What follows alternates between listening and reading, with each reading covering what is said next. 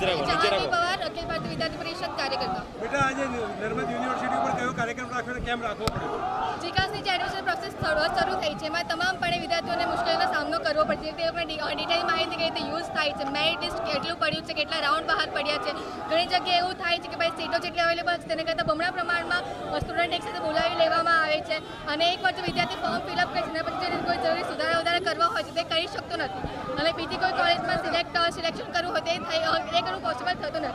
તેની માટે અખિલ ભારતીય વિદ્યાર્થી પરિષદ વિષયને આવેદન આપીને શિક્ષણ મંત્રીને રજૂઆત કરે છે કે ભાઈ જે પણ વિકાસના અનેક પ્રોબ્લેમ્સ છે એનું તાત્કાલિકપણે સોલ્યુશન લાવ્યો અને વિદ્યાર્થીઓની એડમિશન પ્રોસેસમાં જે ડિલે થાય છે એવી રીતે વિદ્યાર્થીના શિક્ષણ જીવન સાથે ખેલવાડ ન કરવા.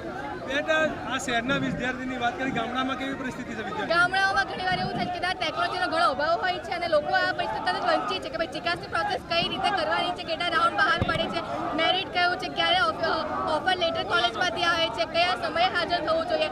મોસ્ટલી ગામડાના જે વિસ્તારો છે એમાં લોકોને ચિકાસ પ્રત્યે તરફ સીટ પણ સમજણ નથી કે ભાઈ આ પ્રોસેસ એકચ્યુઅલી છે કઈ રીતે શરૂ કરવાની.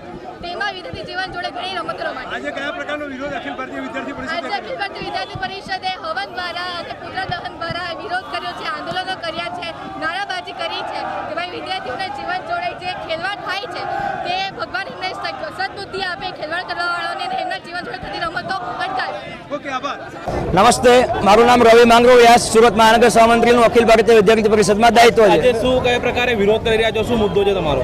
આજનો મુદ્દો એવો છે કે જીકાસ જે ગુજરાત સરકાર દ્વારા પોર્ટલ બહાર પાડવામાં આવ્યું છે જેમાં કોમન યુનિવર્સિટી એક્ટમાં એડમિશન ફોર્મ થાય છે તો એ એડમિશન ફોર્મને લીધે આજે ઘણા ગામના છેવાડાના જે વિદ્યાર્થીઓ છે એ છોકરાઓ ફોર્મથી વંચિત રહી જાય છે. ત્યાં ટેકનોલોજીના અભાવના કારણે વિદ્યાર્થીઓ ફોર્મ નથી ભરી શકતા તો એના કારણે વિદ્યાર્થી પરિષદ દ્વારા પૂરા આખા ગુજરાતમાં આ રીતે રસ્તા ઉપર આવીને આંદોલન કરવામાં આવી રહ્યું છે. આજે એક યુનિવર્સિટીમાં શું કાર્યક્રમમાં શું કર્યું, આંદોલનમાં કયા પ્રકારનો રાખ્યો, દેખાવ કેવો કર્યો?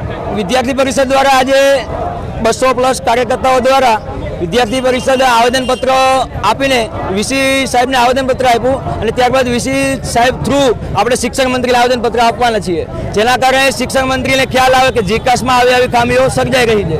તાળાબંધી પણ કંઈક કરવામાં આવી?